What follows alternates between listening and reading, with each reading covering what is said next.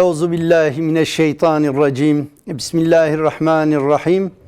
Elhamdülillahi rabbil alamin ve salatu vesselamu ala seyyidina Muhammedin ve ala alihi ve ashabihi ecmaîn. Değerli kardeşlerimiz, Aile Bağları programımızın bu haftaki konusu da inançlı neslin yetişmesi konusudur. Zamanımızın el verdiği ölçüde inşallah sizlerle bu konuyu paylaşacağız.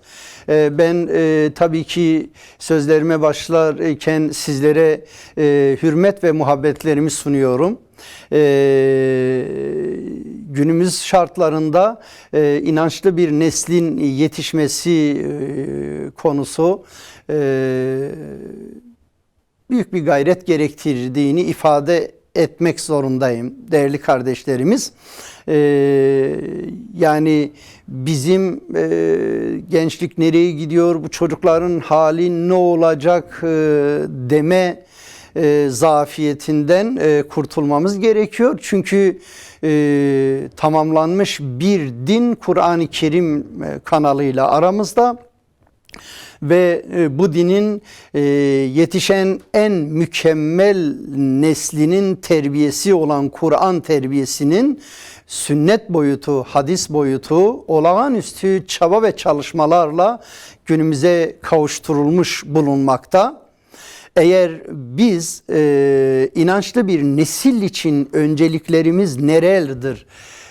Bunu önemsersek, bunu istişare edersek, bu konuda duyarlı davranırsak, fıtratı da buna müsait olan nesillerin yetişmesi zor değil. Tam tersi işlerimiz kat be kat kolaylaşıyor. Eğer böyle bir duyarlılığı göstermezsek, ödeyeceğimiz bedeller, faturalar, katlanacağımız zorluklar da kat be kat ağırlaşır. O açıdan fırsat eldeyken zamanında inançlı bir neslin yetişmesi noktasındaki duyarlılıklarımızı yerine getirelim. Devamlı konularımızda söylüyoruz. Eğer bilinçli eşler seçilmişse, eğer eve haram lokma götürülmemişse, eğer yanlış ekranlar izlenmemişse, eğer yanlış ortamlara gidilmemişse, yanlış ortamlarda nesillerimiz yetişmemişse, aldığımız tedbirler özellikle çocuklarımızı önce Rabbimize kul etme hedefimiz, amacımız, gayemiz varsa zaten imkanlar da vardır. Yani eksikliğimiz ne ki?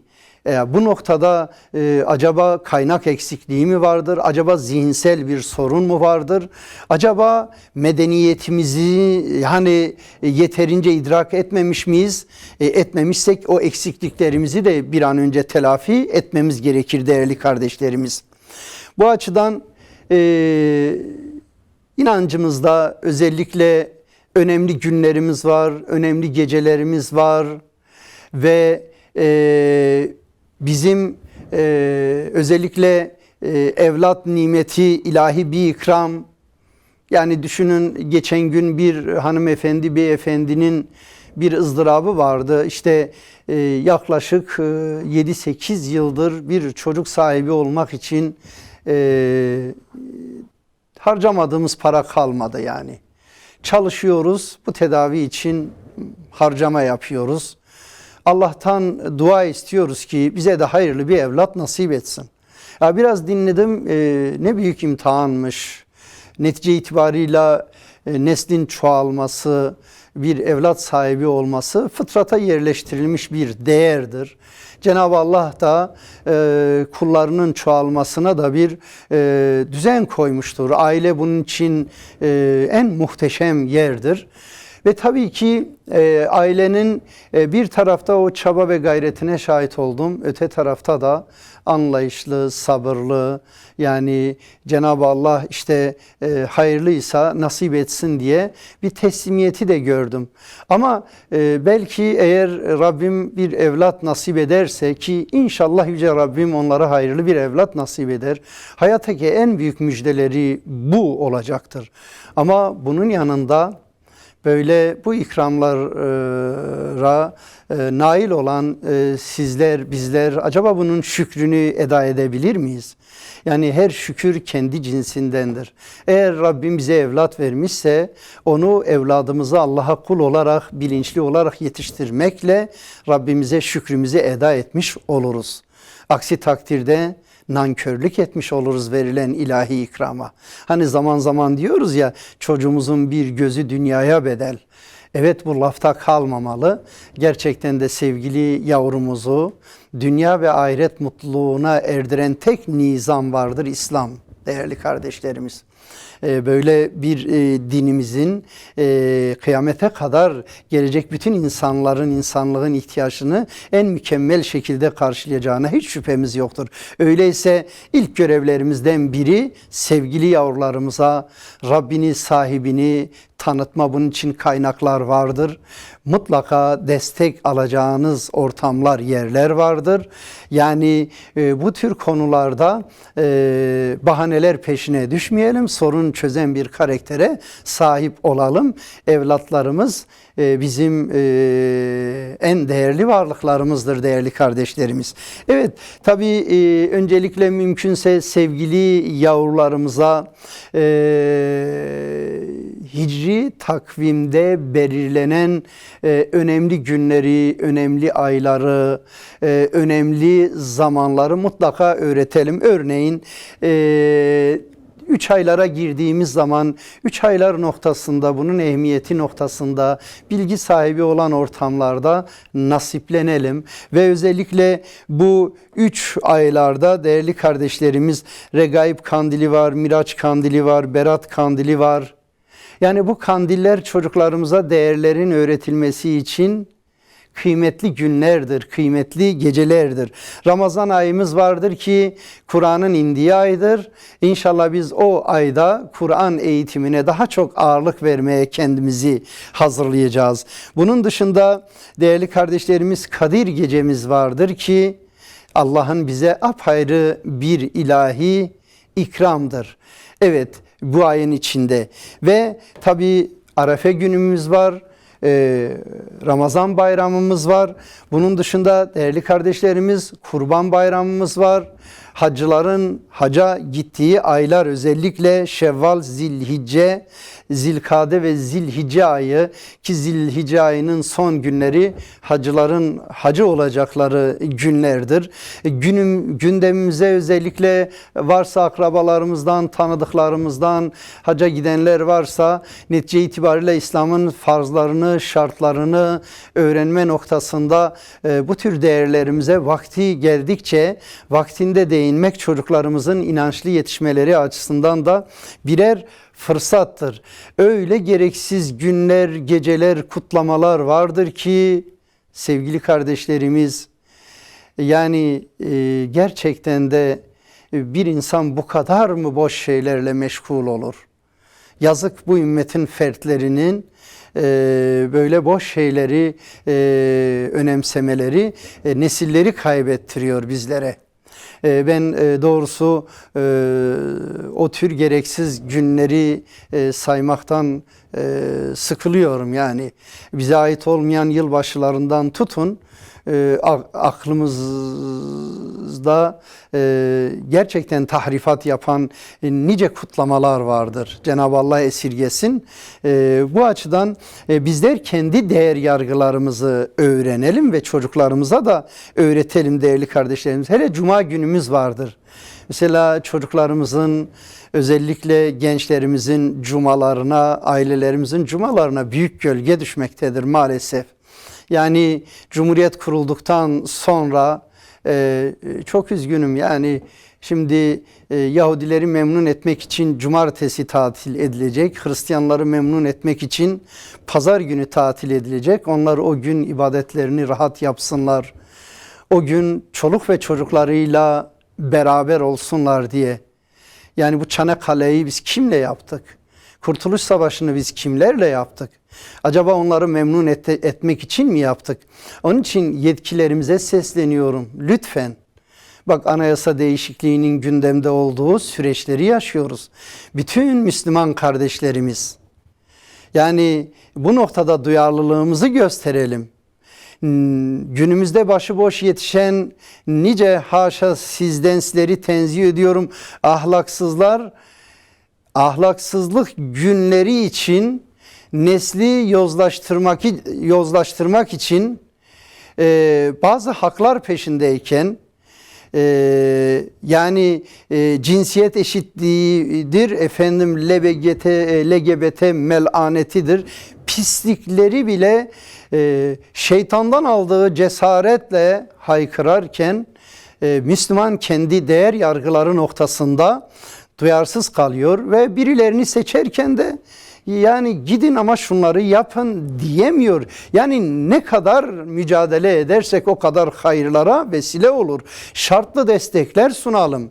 Bu noktada bir araya gelelim. Derneklerle, vakıflarla, gerektiğinde mahallelerimizle dayanışma, gerektiğinde herhangi bir sivil inisiyatifle olan dayanışmada önceliklerimizi masaya yatıralım ve birlikte bir temsilci seçerek bu noktada yetkililerimize lütfen, yani 100 yıldır bu çile çektiriliyor. Yapmayın yani. Bir tarafta dindar insan diyeceksiniz. Öte tarafta da içini boşaltacaksınız. Yazık bu Müslüman insanlara, bu halka. Bu halk bunun için mücadele vermedi. Bu halkın dedeleri bunun için kurtuluş mücadelesini vermedi. Kurtuluşu esarete döndürmek marifet midir? Yani batı ve batıl değerlerle hareket etmek bir Müslüman halka yapılan en büyük zulümdür değerli kardeşlerimiz. Onun için Cuma günümüzde maalesef, yani size böyle kısmi olarak bazı rakamları verirsek, şimdi değerli kardeşlerimiz, yani okul öncesinden itibaren biz çocuklarımıza edep, ahlak, ibadetleri öğretmeye çalışıyoruz. Doğrusu öğretmeye çalışıyoruz ev ortamından başlamak üzere. Şimdi bizim okul öncesi ilkokul, ortaokul ve lisedeki öğrenci sayımız değerli kardeşlerimiz 18 milyon civarında. Okullarda olan 18 milyon gencimizin cuması tatil değildir. Ve onlar ibadetten, özellikle bayram günü sayılan, yani üzerinde güneşin doğduğu en hayırlı günden mahrum kalıyorlar. Yani bizim sadece çocuklarımıza ibadetlerini öğretmemiz yeterli değil. O asli vazifedir. Öğreteceğiz onu. Onu öğretmedik mi onların o hakkını gasp etmiş oluruz. Allah hesap soracaktır. Kıyamet günü onlar yakamıza yapışacaklar. Yani en büyük izzet ve şeref olan kulluğun gereklerinden neden beni nasiplendirmedin? Bu noktada suç ortakları olmayalım, ama bunun yanında bizim inancımız hayat nizamıdır. Hayata hükmediyor. Sahada yaşanması gerekendir. O helaller, haramlar niçin var? O büyük günahlar neden kaçınılmamız gerekiyor? Ortamı zindana çeviriyor büyük günahlar. O açıdan değerli kardeşlerimiz, sevgili yavrularımızı bizler ibadetleri öğretirken, fıkıh öğretirken, hayattaki özellikle yani hakikatleri öğretirken, helalleri, haramları öğretirken sadece öğretmek değil, yaşayarak model olmaya çalışalım mümkün mertebe. Ve bunu güzel ahlakla öğretelim. Her öğretilen güzel şeyin güzel bir ahlak boyutu vardır. Yani bir ortamda işte çocuklar bazen dertleşiyorlar kendilerine, öyle değer verdiğimiz için. Öğretmenim, işte benim hocam, sen bu ödevini yapmazsan seni tuvalete kapatırım.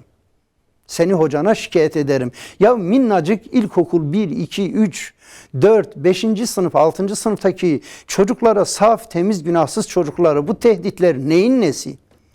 Onun için değerli ailelerimiz, lütfen çocuklarımızın muhtelif ortamlarda yaşadıkları zorluklara duyarsız kalmayalım. Hele hele ev ortamlarında, aile ortamında özellikle günlük değerlendirme fırsatını sunalım. Çocukların o günün nasıl geçtiğini iyisiyle kötüsüyle anlatsınlar, size güvensinler. Yanlış varsa yerine doğruyu koyun, doğru varsa onure edin. Değerlerimizi yaparak, yaşayarak çocuklarımıza bizler öğretmeye çalışalım. Daha önceki derslerimizde zaten öncelikle çocuklara Rabbini öğretme, peygamberini öğretme, peygamberin yetiştirdiği yetiştirdiği o peygamberin arkadaşları, yüzyılların alimlerini, ulemalarını yetiştiren gökteki yıldızlarımız, kıtalardaki önce gönülleri fethedip sonra sahaya İslam'ı hakim kılan o nesli, o sahabe neslini öğretelim. Kitaplar ortamda boldur değerli kardeşlerimiz. Eğitim pahalı ama unutmayın, cehalet daha pahalıdır. Bize çok pahalıya mal olacaktır. Boşanan aileler bize pahalıya mal oluyor. Çünkü geride gözü yaşlı çocuklarımız kalıyor. Şiddet sonucu yaşanan cinayetler bize çok pahalıya mal oluyor, ürkütüyor adeta. Saymak istemiyorum olumsuzlukları, olumsuzlukları anlatmak, tasvir etmektir adeta. Ama bizler yaşamak istemiyorsak, sevgili yavrularımıza yaşatmak istemiyorsak, Hazreti Ali'nin buyurduğu gibi çocuklarınızı kendi yaşayacakları zamana göre yetiştirin. Mümin feraset sahibidir. Suratlı bir değişim var, suratlı bir dönüşüm var. Bir yıl önceki çocukla bir yıl sonraki çocuk arasında yaşanan değişim geçmişin yüzyılların bilgisine bedeldir kardeşlerimiz. Onun için bizden sonraki nesli anlamakta zorlanabiliriz ama devrimiz uzmanlık devridir. Devrimiz gerçekten bilgiye erişme, ulaşma, imkanlara ulaşma devridir. Bahanelerin peşine düşmeyelim. Sağlığımız için en iyi uzmanı tercih ediyoruz da ruh sağlığımız için neden bunu tercih etmeyelim? Neden bu noktalara gereken ilgiyi göstermeyelim? Elhamdülillah medreselerimiz vardır, Kur'an kurslarımız vardır, derneklerimizdeki eğitim programları vardır, vakıflarımızın etkinlikleri, eğitici programları vardır. Bizim inancımız bir tarafta öğretirken bir tarafta sahada da yaşama noktasındaki bir güzelliği, bir duyarlılığı bize öğretmektedir. Onun için şimdi 18 milyon evladımız diyoruz. Hele sevgili kardeşlerimiz 0-29 yaş arasındaki insanlarımızın sayısı biliyor musunuz değerli kardeşlerimiz? Evet, 38 milyon 332 bin civarında, 333 bin civarında, 38 milyon. Değerli kardeşlerimiz, yani bu saydığımız kesim ilkokul, ortaokul, lise, üniversite, tabii üniversitenin ön lisans, lisans, yüksek lisans ve doktorası dahil olmak üzere. Şimdi genç bir nüfusumuz vardır, genç bir potansiyelimiz vardır. Bu potansiyeli değer yargılarıyla eğitme noktasında öncelikle yasal engellerin kalkması lazımdır. Eğer o yasal engeller kalkmazsa nesillerimiz maalesef yozlaştıran ekranların programlarına tabi olmak durumunda kalır. Ondan sonra da yozlaşanların dinimize, inancımıza küfretme sahnelerine şahit olacağız. Olduğumuz yerde de lanet olsun deyip bir görevi ifa ettiğimizi zannedeceğiz. Maalesef bunlar yeterli değildir. O açıdan güzel ahlaklı, inançlı bir neslin yetişmesinin birinci görevi ailelerimize düşmektedir. Anne ve babalara düşmektedir. Bu görevi başkasına devretmekle sorumluluktan kurtulamayız. Cenab-ı Allah bu sorumluluğu bize vermiştir. Yani bir anne ve baba çocuklarına bırakacağı en büyük miras güzel ahlaktır, güzel davranışlardır, inanç değerleridir. Ve bu noktada mutlaka hayat, aile düzenimizi bu değerler üzerine inşa etmeye çalışalım. Nasıl ki evimizi kurarken evimizde mutlu olmak için nelerin olması lazımsa, aynı zamanda dindar bir neslin, yavrularımızın inançlı yetişmesi için alacağımız tedbirler bundan kat kat fazla olması lazım. Evimizin baş köşesinde olan ekranlar, çocuklarımızın ellerine verdiğimiz tabletler, cep telefonlar amaçlı mı veriliyor? Yoksa çocuklarımız makineye mahkum kalsınlar? Biliyorsunuz zihin, kalp ilahi bir ikramdır. İlahi nurdur zihin. Kalp nazargâh-ı ilahidir. Zaman Allah'ın bize bir ikramıdır. Allah'ın bize o ilahi ikramı olan zamanı Allah rızası için kullandığımızda netice itibariyle nimet olarak bize dönüyor, kalite olarak bize dönüyor, rahmet olarak bize dönüyor.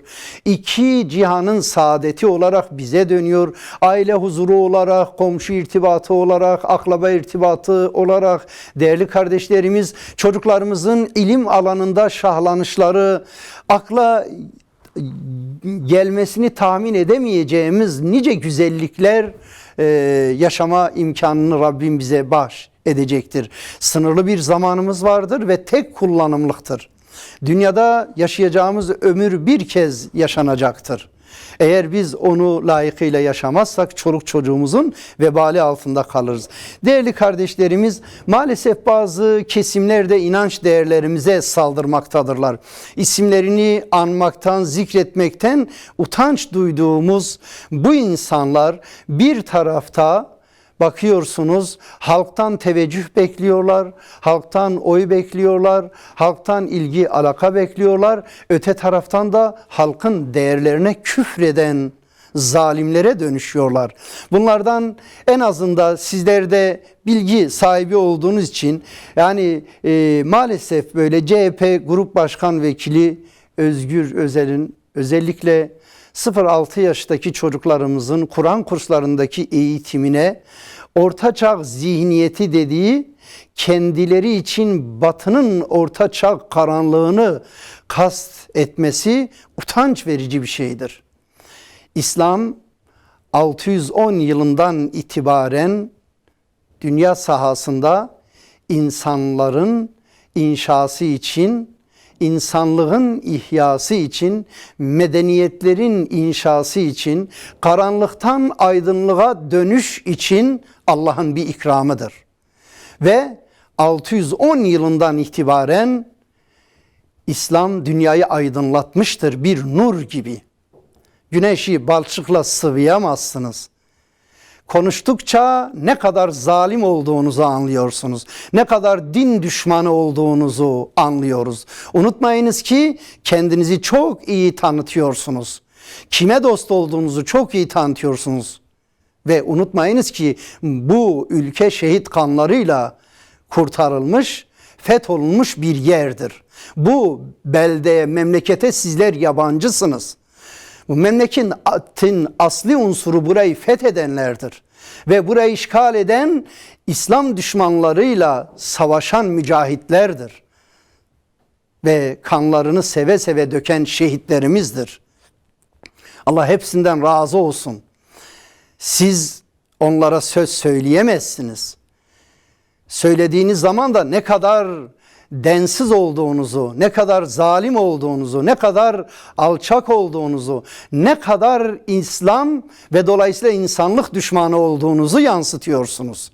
Tövbe ediniz. Yazık ediyorsunuz kendinize de, insanlığa da. Evet, sanatçı denen bir müsvete vardır. Gerçek sanatçıların yüz karası olan o Sezen Aksu denen müsvete, zaten bunlara yenileri ekleniyor maalesef. Yani sen Hazreti Adem senin de baban, utanmaz. Hazreti Havva senin de annen. Annelerinize, babalarınıza bu saygısızlık neyin nesidir yani? Batı'ya örnek aldığınızı biliyoruz. Zaman zaman değiniyoruz. Bugün Batı'nın en batısındaki İskoçya'da İnsanların %69'unun babası annesi belirsiz. Siz o terbiyeyi almışsınız. Babası annesi belirsizlerin baba ve annelere küfretmesi gayet doğaldır sizin gibi insanlar için. Avrupa'nın bütün ülkelerinin ortalaması alındığı takdirde %50'nin üstünde insanların annesi babası belirsizdir. Annesi babası belirsiz olanların anne ve babalara saygı duyması beklenemez. Biz sizi çok iyi tanıyoruz. Lütfen bizim annelerimize, bizim babalarımıza, bizim atalarımıza saygısızlık yapmayın. Saygısızlık yaptığınız bir peygamberdir. Ve dünyaya gelen ilk insandır. Ve biz onun neslindeniz. Kendi geçmişine bu kadar küfreden geçmiş hafızamızdır. Hafızasına bu kadar saygısızlık yapanlar neyin peşindedirler? Ayrıca Sedef Kabaş denen gazeteci müsvedesi vardır, İngiltere doğumlu. Bunlar hep o Batı'nın popüler tarife uğramış değerlerini memleketimize ikame etmek, hakim kılmanın hayalleri peşindesiniz. Size o fırsat verilmeyecektir. İman edenler bu pisliklere fırsat vermeyeceklerdir. Zaten bu küfürlerde bulunan, bu karalamalarda bulunanlar var ya, soylarını, nesillerini araştırın. Çoğu bozuk. Eğer iyi bir soyları varsa onlara da hainlik yapan zavallılara dönmüşlerdir. Evet, yıllardır Müslüman halkın ailece izlediği ve Kemal Sunal dizilerinin de önemli kişilerinden biri olan İlyas Salman kendi ekibinin karanlık yüzünü ifşa etti. Ben ateistim, inanmıyorum. Ve maalesef değerli kardeşlerimiz, öldüğüm zaman elbiselerimle gömün. Bana ne Müslümanın imamı, ne Hristiyanların papazı, ne Yahudilerin hahamı benim mezarıma gelmesin. Arkadaşlarım gelsinler, alkış çalsınlar, türkü söylesinler. Beni öyle gömün, elbiselerimle gömün. Yani iyi ki kendinizi tanıtıyorsunuz, ifşa ediyorsunuz. İnançlı, duyarlı insanlar o dizilerinizi izlemeyecektir. Evet, duyarlı nesil, inançlı nesil o dizilerle yozlaşıyor. Kardeşlerim, bizim çok güzel dizilerimiz var. Geçen programlarda ben onları söyledim. Evet, bu müsvete parçası olan simalarda, şahsiyetlerin karalamalarında kendimizi muhafaza etmemiz için onların ekranlarını karartmamız lazım. Ne güzel ekranlarımız vardır değerli kardeşlerimiz. Bu ekranlarla saflarımızı sıklaştıralım illa izleyeceksek. Evet değerli kardeşlerimiz, tabii programımız burada, zamanımız bittiği için ben öncelikle hepinize saygı, hürmet ve muhabbetlerimi sunuyorum. Söylemek istediğimiz bazı hususlar var ki artık siz değerli kardeşlerimiz gereken duyarlılığı gösterdiğiniz zaman bildiklerimizle amel edersek bilmediklerimizi de Rabbimiz bizlere gösterecektir. Hepinize saygı, hürmet ve muhabbetlerimi sunuyorum. Hoşça kalınız, Allah'a emanet olunuz değerli kardeşlerimiz.